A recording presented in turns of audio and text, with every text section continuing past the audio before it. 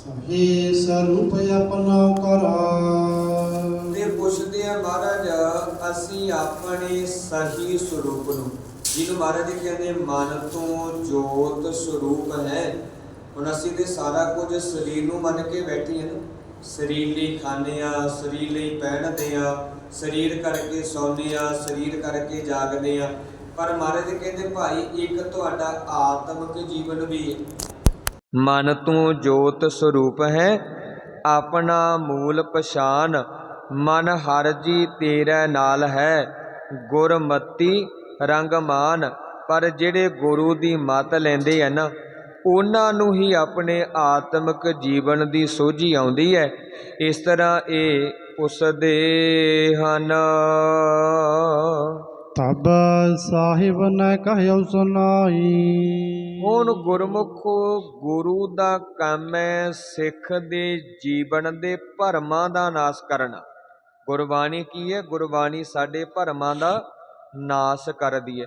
ਗੁਰਬਾਣੀ ਸਾਨੂੰ ਦੁਬਿਧਾ ਵਿੱਚੋਂ, ਦੁਚਿੱਤੇਪਨ ਵਿੱਚੋਂ ਕੱਢਦੀ ਹੈ। ਕੋਈ ਇੱਦਾਂ ਦਾ ਪ੍ਰਸ਼ਨ ਨਹੀਂ ਜਿਹਦਾ ਉੱਤਰ ਸਾਨੂੰ ਗੁਰਬਾਣੀ ਵਿੱਚੋਂ ਨਾ ਮਿਲਦਾ ਹੋਵੇ, ਪਰ ਸ਼ਰਤ ਇਹ ਹੈ ਵੀ ਸਾਨੂੰ ਗੁਰਬਾਣੀ ਦੀ ਸਮਝ ਹੋਵੇ, ਅਸੀਂ ਗੁਰਬਾਣੀ ਬਾਰੇ ਜਾਣਦੇ ਹੋਈਏ। ਤੇ ਜਦੋਂ ਇਹਨਾਂ ਨੇ ਬੇਨਤੀ ਕੀਤੀ, ਮਹਾਰਾਜ ਸਾਨੂੰ ਆਪਣੇ ਆਤਮਿਕ ਜੀਵਨ ਦੀ ਸਮਝ ਕਿਸ ਤਰ੍ਹਾਂ ਆਵੇ, ਤਾਂ ਸਤਿਗੁਰ ਜੀ ਬੜੇ ਪਿਆਰ ਨਾਲ ਸਮਝਾਉਣ ਲੱਗੇ। ਸਤ ਸੰਗਤ ਕੀਜੈ ਚਿਤ ਲਾਈ। ਮਹਾਰਾਜ ਕਹਿੰਦੇ ਪਹਿਲਾਂ ਤਾਂ ਇਹ ਨੇਮ ਆਪਣੇ ਜੀਵਨ ਵਿੱਚ ਪੈਦਾ ਕਰੋ ਵੀ ਰੋਜ਼ਾਨਾ ਗੁਰੂ ਕੀ ਸੰਗਤ ਵਿੱਚ ਜਾ ਕੇ ਬੈਠਣਾ, ਕਿਉਂਕਿ ਸਤ ਸੰਗਤ ਦਾ ਬਹੁਤ ਵੱਡਾ ਗੁਣ ਹੈ। ਸਤ ਸੰਗਤ ਦੀ ਬਹੁਤ ਵੱਡੀ ਮਹਿਮਾ ਹੈ। ਇਹ ਨਾ ਕਿਹਾ ਕਰੋ ਵੀ ਅਸੀਂ ਸਤ ਸੰਗਤ ਵਿੱਚ ਆਏ ਹਾਂ ਜੀ, ਸਾਨੂੰ ਕੀ ਮਿਲਿਆ। ਪਤਾ ਨਹੀਂ ਪਿਆਰਿਓ ਕਿੰਨੀਆਂ ਕੁ ਦਾਤਾਂ, ਕਿੰਨੀਆਂ ਕੁ ਬਖਸ਼ਿਸ਼ਾਂ ਸਤਿਗੁਰ ਨੇ ਤੁਹਾਡੀ ਝੋਲੀ ਵਿੱਚ ਪਾਈਆਂ ਹੋਣ, ਜਿਹੜੀਆਂ ਦਾਤਾਂ ਤੁਹਾਨੂੰ ਹੋਰ ਕਿਸੇ ਥਾਂ ਤੋਂ ਜਾ ਕੇ ਨਹੀਂ ਮਿਲਦੀਆਂ, ਜਿਹੜੀਆਂ ਸੰਗਤ ਵਿੱਚੋਂ ਮਿਲਦੀਆਂ। ਮੇਰੇ ਮਾਧੋ ਜੀ ਸਤ ਸੰਗਤ ਮਿਲੇ ਸੋ ਤਰਿਆ, ਗੁਰ ਪ੍ਰਸਾਦ ਪਰਮ ਪਦ ਪਾਇਆ, ਸੂਕੇ ਕਾਸ਼ਟ ਹਰਿਆ।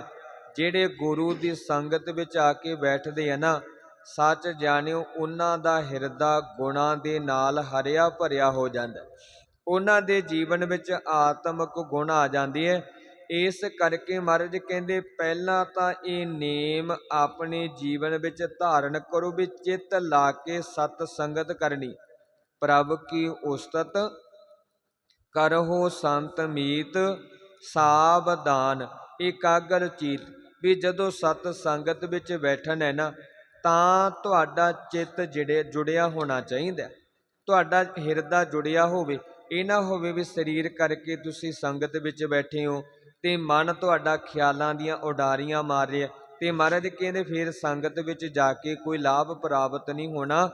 ਇਸ ਕਰਕੇ ਪਹਿਲਾਂ ਤਾਂ ਇਹ ਨੇਮ ਆਪਣੇ ਜੀਵਨ ਵਿੱਚ ਧਾਰਨ ਕਰੋ ਕਿ ਚਿੱਤ ਲਾ ਕੇ ਸਤ ਸੰਗਤ ਦੇ ਵਿੱਚ ਬੈਠਣਾ ਹੈ।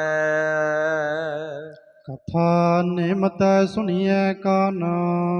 ਤੇ ਮਹਾਰਾਜ ਕਹਿੰਦੇ ਇਹ ਨੇਮ ਆਪਣੇ ਜੀਵਨ ਵਿੱਚ ਬਣਾਓ ਵੀ ਇਹ ਜਿਹੜੇ ਕੰਨ ਪਰਮਾਤਮਾ ਨੇ ਤੁਹਾਨੂੰ ਦਿੱਤੇ ਹੈ ਨਾ, ਇਹ ਕੰਨ ਦਿੱਤੇ ਹੀ ਬਾਣੀ ਸੁਣਨ ਵਾਸਤੇ ਹੈ। ਤੁਸੀਂ ਕਹੋਗੇ ਲਿਖਿਆ ਵੀ ਕਿਤੇ ਗੱਲ? ਹਾਂ, ਧੰਨ ਗੁਰੂ ਅਮਰਦਾਸ ਮਹਾਰਾਜ ਜੀ ਕਹਿੰਦੇ ਏ ਸਰਬਨੋ ਮੇਰਿਓ, ਸਾਚੈ ਸੁਣਨੈ ਨੂੰ ਪਠਾਏ। ਸਾਚੈ ਸੁਣਨੈ ਨੂੰ ਪਠਾਏ, ਸਰੀਰ ਲਾਏ। ਕਾਹਦੇ ਲਈ ਲਾਏ ਭਾਈ? ਆ ਨਿੰਦਿਆ ਚੁਗਲੀ ਸੁਣਨ ਵਾਸਤੇ ਤੇ ਨਹੀਂ ਲਾਏ, ਆ ਦੁਨੀਆ ਦਾ ਗੰਧਨ ਵਹਿਣ ਸੁਣਨ ਵਾਸਤੇ ਤੇ ਨਹੀਂ ਲਾਏ। ਸਰੀਰ ਲਾਏ ਸੁਨਹੁ ਸਤ ਬਾਣੀ। ਮਹਾਰਾਜ ਕਹਿੰਦੇ ਇਹਨਾਂ ਕੰਨਾਂ ਨਾਲ ਗੁਰੂ ਕੀ ਬਾਣੀ ਨੂੰ, ਪਰਮਾਤਮਾ ਦੀ ਸਿਫਤ ਸਲਾਹ ਨੂੰ ਸੁਣਨਾ। ਸੁਨੋ ਸਤ ਬਾਣੀ ਜਿਤ ਸੁਣੀ, ਤਨ ਮਨ ਹਰਿਆ ਹੋਆ। ਇਹਦੇ ਨਾਲ ਤਨ ਤੇ ਮਨ ਤੁਹਾਡਾ ਹਰਿਆ ਭਰਿਆ ਹੋਏਗਾ। ਇਸ ਕਰਕੇ ਮਹਾਰਾਜ ਕਹਿੰਦੇ ਜਿੱਥੇ ਚਿੱਤ ਲਾ ਕੇ ਸਤ ਸੰਗਤ ਕਰਨੀ ਹੈ, ਉਥੇ ਨੇਮ ਦੇ ਨਾਲ ਵੀ ਰੋਜ਼ਾਨਾ ਦਾ ਨੇਮ। ਇਹ ਨਹੀਂ ਵੀ ਇੱਕ ਦਿਨ ਆ ਗਏ ਸੰਗਤ ਵਿੱਚ, ਦੂਸਰੇ ਦਿਨ ਨਹੀਂ ਆਏ। ਮੰਨ ਲਓ ਬੱਚਾ ਇੱਕ ਦਿਨ ਸਕੂਲ ਚਲਿਆ ਜਾਵੇ, ਦੂਸਰੇ ਦਿਨ ਨਾ ਜਾਵੇ, ਉਹ ਪੜ੍ਹਾਈ ਕਿੱਦਾਂ ਕਰ ਪਾਏਗਾ? ਉਹ ਪੇਪਰਾਂ ਦੇ ਵਿੱਚੋਂ ਕਿੱਦਾਂ ਪਾਸ ਹੋਏਗਾ। ਇਸ ਕਰਕੇ ਗੁਰਦੁਆਰੇ ਵੀ ਅਸੀਂ ਹਰ ਰੋਜ਼ ਸਿੱਖਣ ਆਉਣਾ। ਜਿਵੇਂ ਸਕੂਲ ਵਿੱਚ ਅਸੀਂ ਪੜ੍ਹਾਈ ਕਰਨ ਜਾਣੇ, ਗੁਰੂ ਜੀ ਸਾਡੇ ਟੀਚਰ ਹੈ। ਸਤਿਗੁਰ ਪਾਦਾ ਚਟਸਾਲ ਹੈ, ਜਿਤ ਮਿਲ ਹਰ ਗੁਣ ਸਿੱਖਾ। ਹੁਣ ਅਸੀਂ ਇਹ ਵੇਖਣਾ ਵੀ ਕਲਾਸ ਵਿੱਚ ਬਹਿ ਕੇ ਅਸੀਂ ਕੁਝ ਸਿੱਖ ਰਹੇ ਹਾਂ ਜਾਂ ਕੇਵਲ ਸਮਾਂ ਬਰਬਾਦ ਕਰਕੇ ਜਾ ਰਹੇ। ਵੀ ਇੰਨਾ ਸਮਾਂ ਹੋ ਗਿਆ ਮੈਨੂੰ ਗੁਰਦੁਆਰੇ ਆਉਂਦਿਆਂ, ਮੈਂ ਕੋਈ ਗੁਣ, ਕੋਈ ਚੰਗੀ ਗੱਲ ਆਪਣੇ ਪੱਲੇ ਬੰਨੀ ਆ ਕਿ ਨਹੀਂ ਬੰਨੀ। ਤੇ ਮਹਾਰਾਜ ਕਹਿੰਦੇ ਹੈ, ਜਿੱਥੇ ਰੋਜ਼ਾਨਾ ਚਿੱਤ ਲਾ ਕੇ ਸਤ ਸੰਗਤ ਕਰਨੀ ਹੈ ਨਾ, ਉੱਥੇ ਰੋਜ਼ਾਨਾ ਨੇਮ ਦੇ ਨਾਲ ਆਪਣੇ ਕੰਨਾਂ ਦੇ ਨਾਲ ਗੁਰਬਾਣੀ ਦੀ ਕਥਾ ਨੂੰ ਸੁਣਨਾ ਹੈ, ਗੁਰੂ ਦੇ ਸ਼ਬਦ ਦੀ ਵਿਚਾਰ ਨੂੰ ਸੁਣਨਾ ਹੈ। ਕਿਉਂਕਿ ਅਸਲ ਵਿੱਚ ਸ਼ਬਦ ਵਿਚਾਰ ਵਿੱਚੋਂ ਹੀ, ਗੁਰੂ ਦੀ ਵਿਚਾਰ ਧਾਰਾ ਵਿੱਚੋਂ ਹੀ ਗੁਰੂ ਦੇ ਦੀਦਾਰ ਹੋਣੇ ਹੈ। ਸਤਿਗੁਰੂ ਨੂੰ ਸਭ ਕੋ ਵੇਖਦਾ, ਜੇਤਾ ਜਗਤ ਸੰਸਾਰ, ਡਿਠੈ ਮੁਕਤ ਨ ਹੋਵਈ, ਜਿਚਰ ਸ਼ਬਦ ਨ ਕਰੇ ਵਿਚਾਰ। ਮਹਾਰਾਜ ਕਹਿੰਦੇ ਜੇ ਬਾਹਰੀ ਤੌਰ ਤੇ ਅਸੀਂ ਗੁਰੂ ਦੇ ਦੀਦਾਰ ਕਰ ਲਏ, ਇਹਨਾਂ ਦੇ ਨਾਲ ਸਾਨੂੰ ਮੁਕਤੀ ਨਹੀਂ ਪ੍ਰਾਪਤ ਹੋਣੀ। ਮੁਕਤੀ ਉਦੋਂ ਹੀ ਮਿਲਣੀ ਹੈ ਜਦੋਂ ਅਸੀਂ ਗੁਰੂ ਦੇ ਸ਼ਬਦ ਦੀ ਵਿਚਾਰ ਨੂੰ ਸੁਣ ਕੇ ਉਹਨੂੰ ਅਮਲੀ ਤੌਰ ਤੇ ਆਪਣੇ ਜੀਵਨ ਵਿੱਚ ਧਾਰਨ ਕਰਾਂਗੇ। ਇਸ ਕਰਕੇ ਮਹਾਰਾਜ ਕਹਿੰਦੇ ਆਪਣੇ ਕੰਨਾਂ ਦੇ ਨਾਲ ਰੋਜ਼ਾਨਾ ਕਥਾ ਨੂੰ ਸੁਣਨਾ ਹੈ।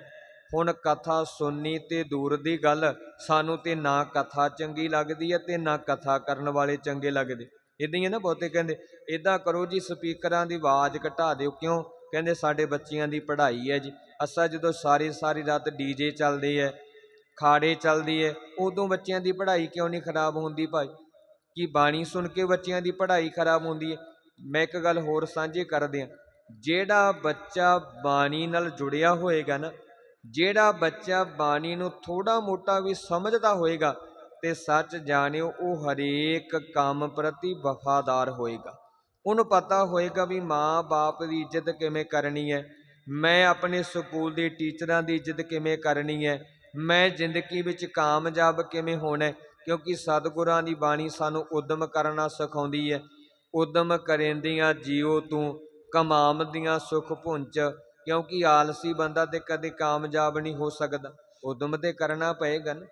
ਹੁਣ ਆਹ 2 ਦਿਨ ਹੋ ਗਏ ਮੇਰਾ ਸਰੀਰ ਠੀਕ ਨਹੀਂ ਸੀ, ਪਰ ਮੈਨੂੰ ਪਤਾ ਸੀ ਵੀ ਡਿਊਟੀ ਹੈ, ਜਾਣਾ ਤੇ ਪਏਗਾ, ਕੋਈ ਗੱਲ ਨਹੀਂ। ਜੇ ਉਦਮ ਕਰਾਂਗੇ ਤਾਂ ਸਫਲਤਾ ਤੇ ਮਿਲੇਗੀ ਨਾ। ਪਰ ਜੇ ਬੰਦਾ ਹੱਥ ਤੇ ਹੱਥ ਧਰ ਕੇ ਬਹਿ ਜੇ, ਰੱਬ ਰੱਬ ਕਰੀ ਜਾਏ, ਫਿਰ ਨਹੀਂ ਬੰਦਾ ਕਾਮਯਾਬ ਹੁੰਦਾ। ਮੈਂ ਨਾਲ ਬੇਨਤੀ ਕਰਦੇ ਹਾਂ। ਤੇ ਮਹਾਰਾਜ ਕਹਿੰਦੇ ਆਪਣੇ ਕੰਨਾਂ ਦੇ ਨਾਲ ਰੋਜ਼ਾਨਾ ਹੀ ਗੁਰਬਾਣੀ ਇਤਿਹਾਸ ਦੀ ਜਿਹੜੀ ਕਥਾ ਹੈ ਉਹ ਸੁਣਨੀ ਹੈ। ਗੁਰ ਸਿੱਖਨ ਸੇਵਾ ਹਿਤ ਠਾਨਾ। ਤੇ ਮਹਾਰਾਜ ਕਹਿੰਦੇ ਨਾਲ ਦੀ ਨਾਲ ਜਿਹੜੇ ਨਿਤਨੇਮੀ ਗੁਰਸਿੱਖ ਹੈ ਨਾ, ਜਿਨ੍ਹਾਂ ਦਾ ਜੀਵਨ ਗੁਰੂ ਦੀ ਮੱਤ ਦੇ ਮੁਤਾਬਕ ਹੈ, ਜਿਨ੍ਹਾਂ ਨੇ ਗੁਰਬਾਣੀ ਗੁਰ ਆਸੇ ਮੁਤਾਬਕ ਆਪਣੇ ਜੀਵਨ ਨੂੰ ਢਾਲਿਆ ਹੈ, ਉਹਨਾਂ ਗੁਰਸਿੱਖਾਂ ਦੀ ਸੇਵਾ ਕਰਨੀ ਹੈ। ਮਹਾਰਾਜ ਤਾਂ ਇੱਥੋਂ ਤੱਕ ਕਹਿੰਦੇ ਹੈ, ਗੁਰਸਿੱਖਾਂ ਕੀ ਹਰ ਧੂੜ ਦੇ, ਹਮ ਪਾਪੀ ਭੀ ਗਤ ਪਾਹੇ। ਇਹ ਮਾਲਕ ਜੀ, ਜਿਹੜੇ ਉੱਚੇ ਜੀਵਨ ਵਾਲੇ ਗੁਰਸਿੱਖ ਹੈ ਨਾ, ਜਿਹੜੇ ਅੰਦਰੋਂ ਗੁਰੂ ਕੀ ਬਾਣੀ ਨਾਲ ਜੁੜੇ ਹੈ, ਮੇਰੇ ਵਰਗੇ ਨਹੀਂ ਕੇਵਲ ਕਹਿਣ ਵਾਲੇ, ਜਿਹੜੇ ਨਿਤਨੇਮੀ ਹੈ, ਜਿਨ੍ਹਾਂ ਨੇ ਆਪਣਾ ਜੀਵਨ ਬਹੁਤ ਉੱਚਾ ਕਰ ਲਿਆ ਗੁਰੂ ਕੀ ਬਾਣੀ ਨਾਲ ਜੁੜ ਕੇ, ਮਹਾਰਾਜ ਉਹਨਾਂ ਗੁਰਸਿੱਖਾਂ ਦੇ ਚਰਨਾਂ ਦੀ ਧੂੜੀ ਮਿਲ ਜੇ ਤਾਂ ਜੋ ਸਾਡਾ ਵੀ ਪਾਪੀਆਂ ਦਾ ਜੀਵਨ ਬਦਲ ਜਾਵੇ। ਗੁਰਸਿੱਖਾਂ ਕੀ ਹਰ ਧੂੜ ਦੇ, ਹਮ ਪਾਪੀ ਭੀ ਗਤ ਪਾਹੇ। ਜਨ ਨਾਨਕ ਧੂੜ ਮੰਗੈ ਤਿਸ ਗੁਰਸਿੱਖ ਕੀ। ਕਿਹੜੇ ਗੁਰਸਿੱਖਾਂ ਦੇ ਚਰਨਾਂ ਦੀ ਧੂੜੀ ਦੀ ਗੱਲ ਕਰਦੇ ਆ ਮਹਾਰਾਜ? ਜੋ ਆਪ ਜਪੈ, ਜਿਹੜੇ ਆਪ ਜਪਦੇ ਹੈ, ਜਿਹੜੇ ਆਪ ਬਾਣੀ ਮੁਤਾਬਕ ਜੀਵਨ ਜਿਉਂਦੇ ਹੈ, ਤੇ ਦੂਜਿਆਂ ਨੂੰ ਇਸ ਰਾਹ ਤੇ ਤੋਰਦੇ ਹਨ। ਕਰਾ ਵਿਚਾਰਨ ਸਤਿਗੁਰ ਬਾਣੀ। ਹੁਣ ਮਹਾਰਾਜ ਨੇ ਆਖਿਆ ਵੀ ਚੰਗੀ ਗੱਲ ਹੈ ਤੁਸੀਂ ਬਾਣੀ ਦਾ ਨਿਤਨੇਮ ਕਰਦੇ। ਇੱਕ ਤੇ ਹਰੇਕ ਗੁਰਸਿੱਖ ਨੂੰ ਨਿਤਨੇਮੀ ਹੋਣਾ ਜ਼ਰੂਰੀ ਹੈ, ਇਹ ਜ਼ਰੂਰੀ ਹੈ। ਕਿਉਂਕਿ ਗੁਰ ਸਤਿਗੁਰ ਕਾਜੋ ਸਿੱਖ ਅਖਾਏ, ਸੋ ਭਲ ਕੇ ਉਠ ਹਰ ਨਾਮ ਧਿਆਵੈ। ਖਾਸ ਕਰਕੇ ਜਿਹੜਾ ਅੰਮ੍ਰਿਤ ਧਾਰੀ ਹੈ ਨਾ, ਜਿਹਨੇ ਪੰਜ ਪਿਆਰਿਆਂ ਕੋਲੋਂ ਖੰਡੇ ਬਾਟੇ ਦੀ ਪਹੁਲ ਲਈ ਹੈ, ਤਾਂ ਪੰਜ ਪਿਆਰੇ ਦੱਸਦੇ ਆ, ਭਾਈ ਅੰਮ੍ਰਿਤ ਵੇਲੇ ਜਾਗਣਾ ਹੈ, ਪਹਿਲਾਂ ਵਾਹਿਗੁਰੂ ਦਾ ਸਿਮਰਨ ਕਰਨਾ ਹੈ, ਫਿਰ ਪੰਜ ਬਾਣੀਆਂ ਦਾ ਨਿਤਨੇਮ ਕਰਨਾ ਹੈ। ਕਿਉਂਕਿ ਜਿਉਂ ਅਸੀਂ ਨਿਤਨੇਮ ਤੋਂ ਵਿਸਰਦੇ ਜਾ ਰਹੇ ਹਾਂ, ਤਿਉਂ-ਤਿਉਂ ਸਾਡਾ ਜੀਵਨ ਨਿਘਾਰ ਵੱਲ ਜਾ ਰਿਹਾ। ਸੰਤ ਬਾਬਾ ਅਤਰ ਸਿੰਘ ਮਹਾਰਾਜ ਜੀ ਦੇ ਜੀਵਨ ਵਿੱਚ ਇੱਕ ਸਾਖੀ ਆਉਂਦੀ ਹੈ। ਕਹਿੰਦੇ ਮਹਾਂਪੁਰਖ ਬੈਠੇ ਹੋਏ ਸਨ, ਇੱਕ ਗੁਰਸਿੱਖ ਨੇ ਆ ਕੇ ਬੇਨਤੀ ਕੀਤੀ, ਚਿੰਤਾ ਪ੍ਰਗਟ ਕੀਤੀ। ਕਹਿੰਦਾ ਮਹਾਰਾਜ, ਤੁਹਾਨੂੰ ਪਤਾ ਵੀ ਸਿੱਖ ਕੌਮ ਬਹੁਤ ਨਿਘਾਰ ਵੱਲ ਚਲੀ ਗਈ, ਅੱਜ ਸਿੱਖਾਂ 'ਤੇ ਬੜੀਆਂ ਮੁਸ਼ਕਲਾਂ ਆ ਗਈਆਂ, ਸਿੱਖ ਕੌਮ ਬੜੀ ਢਹਿੰਦੀ ਕਲਾ ਦੇ ਵਿੱਚ ਹੈ। ਤੇ ਮਹਾਂਪੁਰਖਾਂ ਨੇ ਪੁੱਛਿਆ, ਭਾਈ ਅੰਮ੍ਰਿਤ ਵੇਲੇ ਜਾਗਦਾ ਕਿ ਨਹੀਂ ਜਾਗਦਾ, ਨਿਤਨੇਮ ਕਰਦਾ ਕਿ ਨਹੀਂ ਕਰਦਾ? ਕਹਿੰਦਾ ਮਹਾਂਪੁਰਖੋ, ਮੈਂ ਕਦੇ ਅੰਮ੍ਰਿਤ ਵੇਲੇ ਨਹੀਂ ਜਾਗਿਆ, ਮੈਂ ਕਦੇ ਨਿਤਨੇਮ ਨਹੀਂ ਕੀਤਾ, ਬਾਣੀ ਨਹੀਂ ਪੜ੍ਹੀ। ਤੇ ਮਹਾਂਪੁਰਖ ਕਹਿੰਦੇ, ਭਾਈ ਫਿਰ ਪੰਥ ਵਿੱਚੋਂ ਚੜ੍ਹਦੀ ਕਲਾ ਕਿੱਥੋਂ ਆਏਗੀ? ਗੱਲਾਂ ਦੇ ਨਾਲ ਤੇ ਲੋਕ ਰੱਬ ਨੂੰ ਵੀ ਥੱਲੇ ਲਾ ਲੈਂਦੇ ਆ ਭਾਈ, ਗੱਲੀ ਜੋਗ ਨਾ ਹੋਈ। ਤੇ ਮਹਾਂਪੁਰਖ ਕਹਿੰਦੇ ਜਦੋਂ ਗੁਰਸਿੱਖ ਬਾਣੀ ਨਾਲ ਜੁੜਦੇ ਆ ਨਾ, ਜਦੋਂ ਸਿੱਖ ਦੇ ਜੀਵਨ ਵਿੱਚ ਚੜ੍ਹਦੀ ਕਲਾ ਆਉਂਦੀ ਹੈ, ਉਹ ਗੁਰੂ ਕਾ ਖਾਲਸਾ, ਗੁਰੂ ਕਾ ਸਿੱਖ ਪੰਥ ਦੀ ਚੜ੍ਹਦੀ ਕਲਾ ਲਈ ਕੰਮ ਕਰੇਗਾ ਤੇ ਪੰਥ ਆਪਣੀ ਆਪ ਚੜ੍ਹਦੀ ਕਲਾ ਵਿੱਚ ਆਏਗਾ। ਹੁਣ ਪੰਥ ਗੱਲਾਂ ਨਾਲ ਤੇ ਨਹੀਂ ਚੜ੍ਹਦੀ ਕਲਾ ਵਿੱਚ ਆਉਣਾ, ਵੀ ਗੱਲਾਂ ਚਾਰ ਮੈਂ ਕਰ ਦਿੱਤੀਆਂ, ਤੁਸੀਂ ਕਰ ਦਿੱਤੀਆਂ, ਪਰ ਪੰਥ ਲਈ ਕੀਤਾ ਕੁਛ ਨਹੀਂ ਅਸੀਂ। ਪੰਥ ਦੇ ਨਾਂ 'ਤੇ ਲੋਕਾਂ ਨੂੰ ਲੁੱਟਿਆ, ਪੰਥ ਦੇ ਨਾਂ 'ਤੇ ਲੋਕਾਂ ਨੂੰ ਗੁੰਮਰਾਹ ਕੀਤਾ। ਕਹਿੰਦੇ ਨਾ ਅੱਜ ਪੰਥ ਖਤਰੇ ਵਿੱਚ, ਵੀ ਖਤਰੇ ਵਿੱਚ ਪਾਇਆ ਕੀ ਨੇ ਭਾਈ, ਪਾਉਣ ਵਾਲੇ ਵੀ ਤੇ ਤੁਸੀਂ ਹੋ।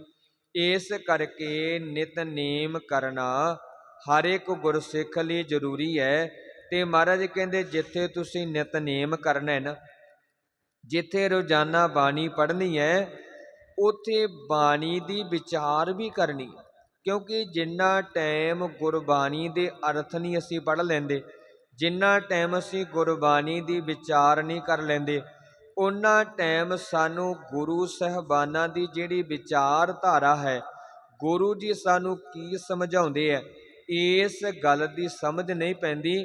ਤੇ ਮਹਾਰਾਜ ਕਹਿੰਦੇ ਜਿੱਥੇ ਬਾਣੀ ਪੜ੍ਹਨੀ, ਜਿੱਥੇ ਨਿਤਨੇਮ ਕਰਨਾ ਜ਼ਰੂਰੀ ਹੈ, ਉੱਥੇ ਬਾਣੀ ਨੂੰ ਹਰ ਰੋਜ਼ ਵਿਚਾਰਨਾ ਹੈ।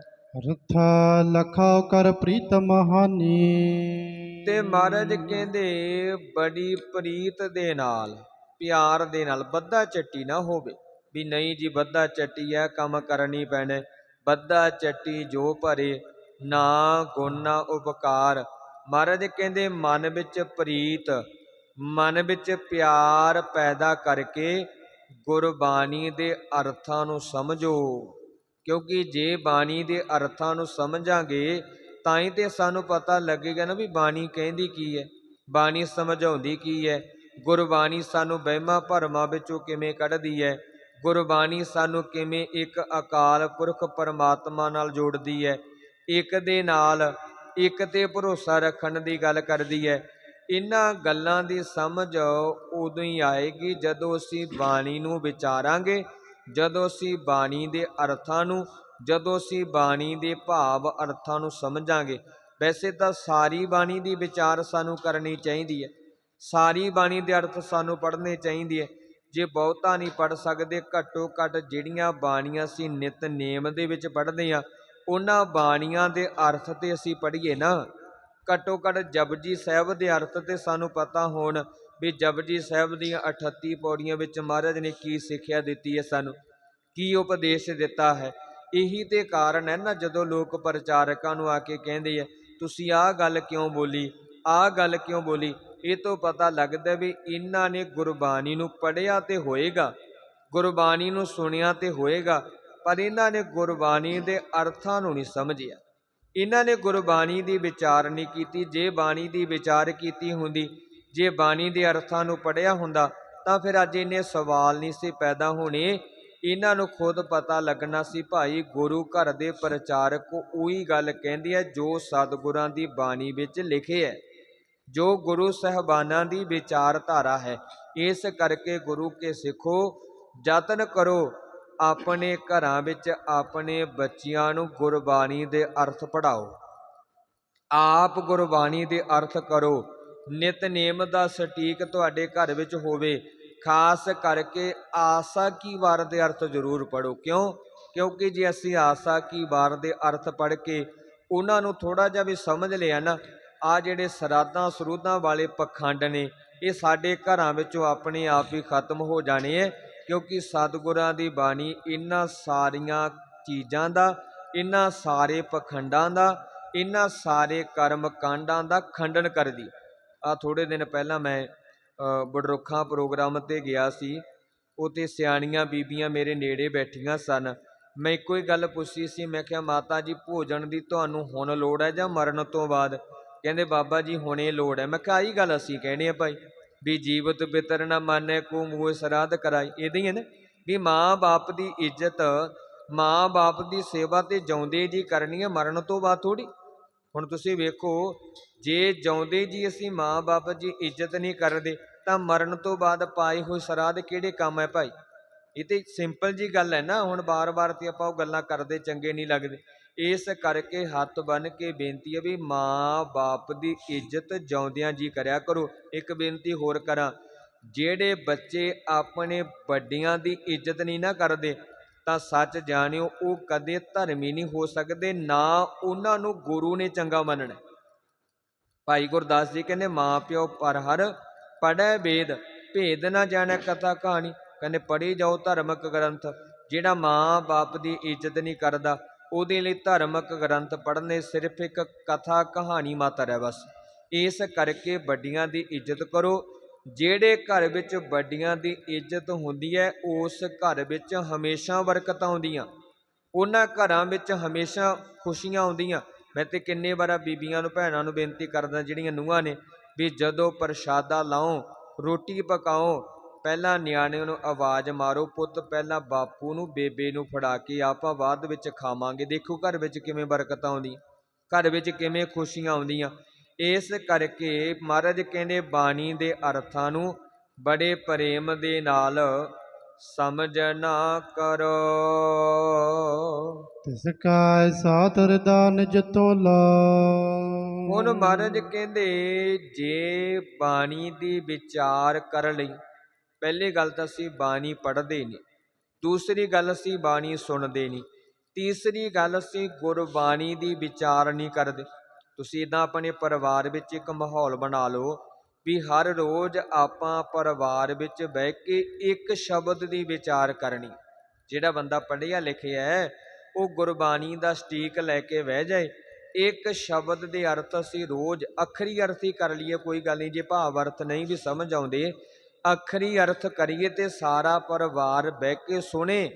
ਉਦੋਂ ਬਾਅਦ ਫਿਰ ਇਹਨਾਂ ਗੱਲਾਂ ਵੱਲ ਧਿਆਨ ਦਈਏ ਕਿ ਜੋ ਕੁਝ ਸਤਿਗੁਰਾਂ ਦੀ ਬਾਣੀ ਨੇ ਆਖਿਆ ਕਿ ਉਹ ਚੀਜ਼ਾਂ ਹਨ ਸਾਡੇ ਜੀਵਨ ਵਿੱਚ, ਕਿ ਉਹਨਾਂ ਗੁਣਾਂ ਨੂੰ ਅਸੀਂ ਆਪਣੇ ਜੀਵਨ ਵਿੱਚ ਧਾਰਨ ਕੀਤਾ ਜਾਂ ਅਸੀਂ ਗੁਰਬਾਣੀ ਤੋਂ ਵਿਪਰੀਤ ਚੱਲਦੇ ਪਏ ਹਾਂ, ਜਾਂ ਗੁਰਬਾਣੀ ਤੋਂ ਅਸੀਂ ਉਲਟ ਚੱਲਦੇ ਪਏ ਹਾਂ।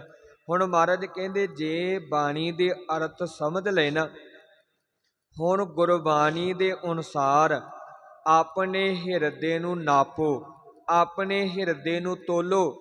ਭਾਵ ਆਪਣੇ ਹਿਰਦੇ ਵਿੱਚ ਇਹ ਗੱਲ ਵਿਚਾਰੋ ਕਿ ਸਤਿਗੁਰਾਂ ਦੀ ਬਾਣੀ ਜਿਹੜੇ ਅਰਥ ਸਾਨੂੰ ਦੱਸਦੀ ਹੈ ਕਿ ਉਹਨਾਂ ਗੱਲਾਂ ਨੂੰ ਅਮਲੀ ਤੌਰ 'ਤੇ ਅਸੀਂ ਆਪਣੇ ਜੀਵਨ ਵਿੱਚ ਧਾਰਨ ਕੀਤਾ ਕਿ ਨਹੀਂ ਕੀਤਾ, ਜਾਂ ਸਿਰਫ ਅਸੀਂ ਮੱਥਾ ਟੇਕਦੇ ਹਾਂ, ਜਾਂ ਅਸੀਂ ਮਰਨੇ ਪਰਨੇ 'ਤੇ ਗੁਰੂ ਗ੍ਰੰਥ ਸਾਹਿਬ ਜੀ 'ਤੇ ਪ੍ਰਕਾਸ਼ ਕਰਾਉਂਦੇ ਹਾਂ, ਜਾਂ ਅਸੀਂ ਸਤਿਗੁਰਾਂ ਦੀ ਬਾਣੀ ਮੁਤਾਬਕ ਆਪਣੇ ਜੀਵਨ ਨੂੰ ਢਾਲਿਆ ਹੈ।